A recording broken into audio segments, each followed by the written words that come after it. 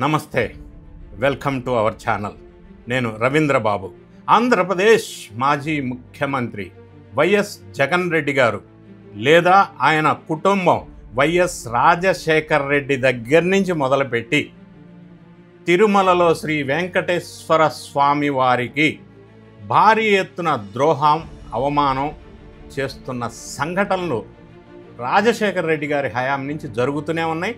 జగన్ రెడ్డి గారు దాని వారసత్వాన్ని తీసుకొని మరి తిరుమల శ్రీ వెంకటేశ్వర స్వామి వారికి, ఆ తిరుమల కొండకి ద్రోహాలు, అన్యాయాలు, అవమానాలు చేస్తూనే ఉన్నారు. It's a going continuously.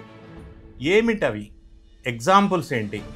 ఎందుకు ఈ వైఎస్ రాజశేఖర్ రెడ్డి, జగన్ రెడ్డి అండ్ కుటుంబం తిరుమల మీద, హిందూ మతం మీద ఎందుకు ఈ విధంగా కక్ష కట్టారు?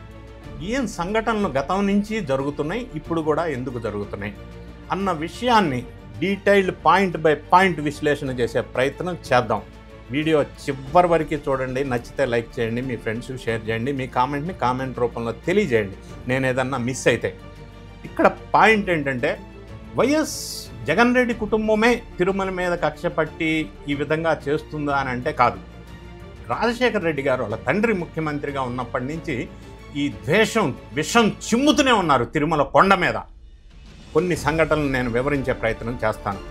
ఈ మధ్యకాలంలో జగన్ రెడ్డి గారు ఒక ప్రాంతానికి వెళ్ళి రైతులకి గిట్టుబాటు ధర దొరకటం లేదు అన్న విషయంలో రైతుల్ని పరామర్శించడానికి వెళ్ళారు. అరటి తోటకి చెరుకు తోటకి తేడా తెలియదు అని నేను అనలేను, కానీ అరటి తోట రైతులకి గిట్టుబాటు ధర గురించి వెళ్ళి రైతులతో మాట్లాడుతూ అసందర్భోచితంగా నారా చంద్రబాబు నాయుడు గారు అదేదో లడ్డు అంటాడు, అదేదో టెంపుల్ అంటాడు, డైవర్షన్ పాలిటిక్స్. మీరు విన్నది కరెక్టే. జగన్ మాట్లాడిన మాటలు ఇవి. జగన్ రెడ్డి గారు ఈ మాటలు ఎందుకు మాట్లాడారు?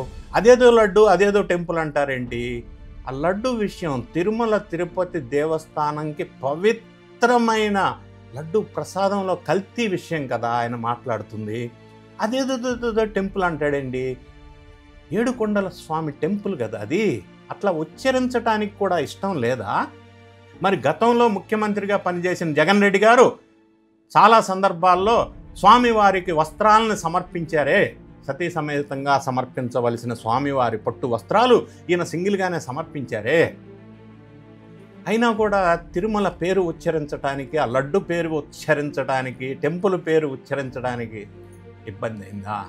ఓకే. అయితే ఆ సందర్భంలో ఈ విధంగా ప్రవర్తించడం కరెక్ట్ కాదనేది హిందువుల మనోభావాలు దెబ్బతిన్నటువంటి అంశం. వైఎస్ రాజశేఖర రెడ్డి గారు ముఖ్యమంత్రిగా ఉన్నప్పుడు ఈ పరంపర ఎలా కొనసాగిందనేది మీకు ఎక్స్ప్లెయిన్ చేసే ప్రయత్నం చేద్దాం. బొమ్మన కరుణాకర్ రెడ్డి గారిని అప్పట్లో వైఎస్ రాజశేఖర రెడ్డి ముఖ్యమంత్రిగా ఉన్న టైంలో, బహుశా 2006 అనుకుంటాను, తిరుమల తిరుపతి దేవస్థానానికి చైర్మన్గా పెట్టారు.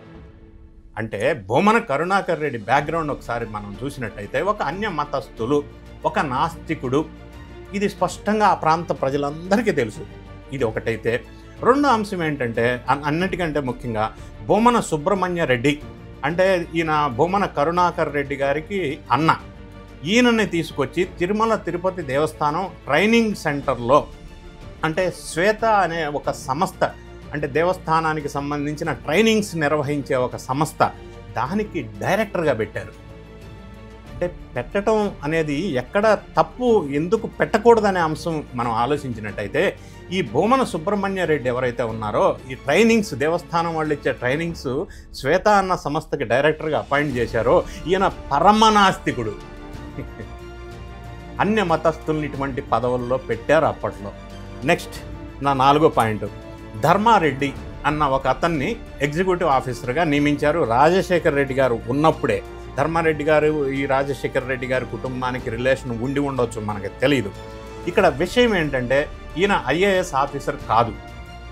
ఇంకా గమనించవలసి వస్తే IDES అంటే ఇండియన్ డిఫెన్స్ ఎస్టేట్ సర్వీస్, ఆ సర్వీసుకి సంబంధించిన ఒక ఆఫీసర్ని తీసుకొచ్చి ఈఓగా నియమించారు అప్పట్లోనే. అది ఎంతవరకు సమంజసం? నా 5వ పాయింట్. అన్నిటికంటే మీరు జాగ్రత్తగా వినండి, మీ కామెంట్ను కూడా కామెంట్ రూపంలో తెలియజేయండి, నేనేమన్నా పొరపాటున కవర్ చేయలేకపోతే.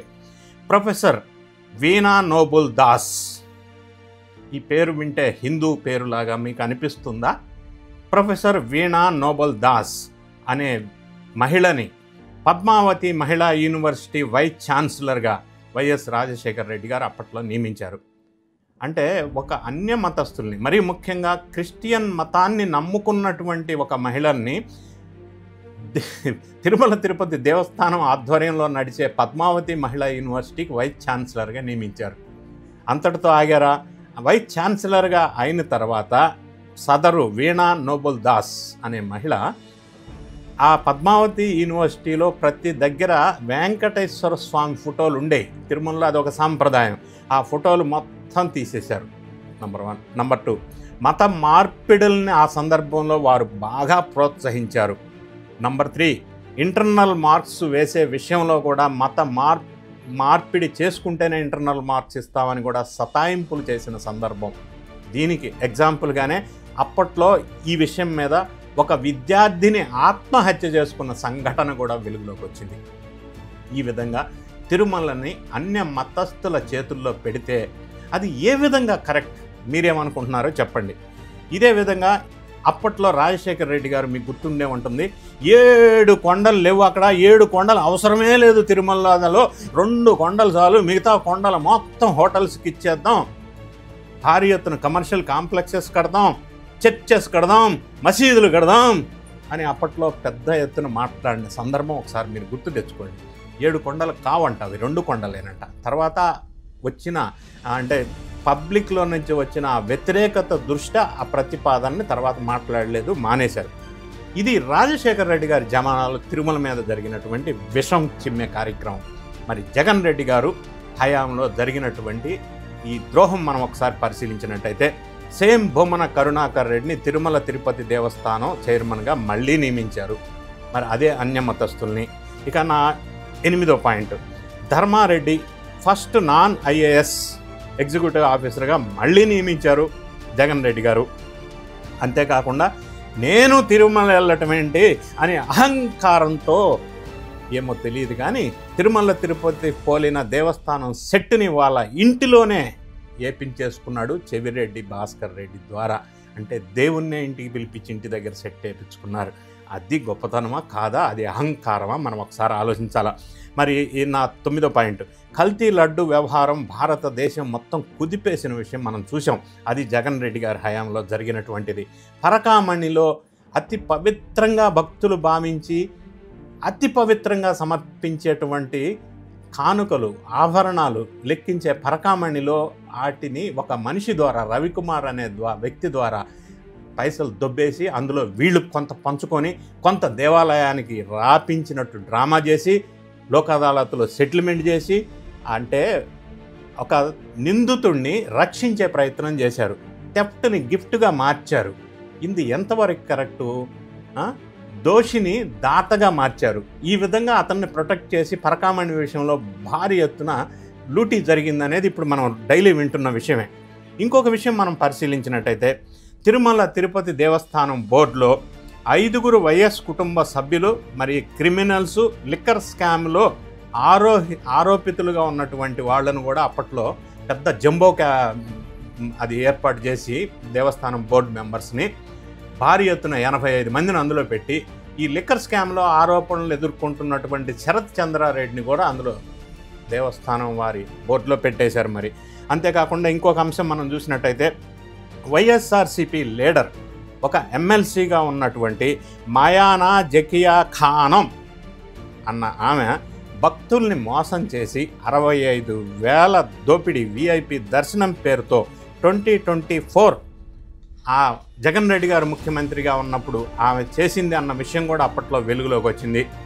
ఇంకొక విషయం మనం చూసినట్టయితే నా 13th పాయింట్, భూమన కరుణాకర్ రెడ్డి గారు దేవస్థానం చైర్మన్గా ఉన్న టైంలో అన్ప్లాన్డ్ సివిల్ ప్రాజెక్ట్స్ టేకప్ చేసేసి, అంటే గోవిందరాజు చౌల్ట్రీ డిమాలిషన్ చేయటం దగ్గర నుంచి భారీ ఎత్తున 2,000 కోట్లు మిస్అప్రోప్రియేషన్ చేశారు, అంటే ఫండ్స్ దుర్వినియోగం చేశారు అన్న అభియోగాలు కూడా ఎదుర్కొన్న సందర్భం.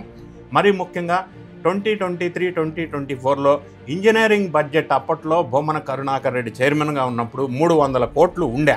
కానీ ఈయన 12,330 crores వర్క్ శాంక్షన్ చేసుకున్నారు. 1233 300 crores బడ్జెట్ ఉంటే కూడా. అంటే ఆ విధంగా కొంత పైసలు మిస్యూటిలైజేషన్ అయినాయి అనేది అప్పట్లోనే అభియోగాలు అన్నమాట వాస్తవం. ఇంకొక పాయింట్, తులాభారం స్కామ్ భారీ ఎత్తున చేశారు. అంటే ఆఫరింగ్స్ కొన్ని చాలా కూడా మిస్సింగ్ అయిపోయినాయి.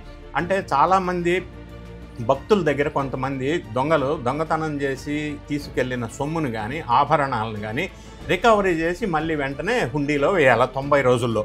ఆ నిబంధనలన్నీ పక్కన పెట్టేసి ఆ దొంగల ద్వారా రికవరీ చేసిన సొమ్మును కూడా వీళ్ళు దొంగతనం చేశారని ఒక అభియోగాలు స్వయాన ఇప్పుడు ప్రస్తుత బోర్డు మెంబర్ కూడా ఆరోపిస్తున్నటువంటి అంశం.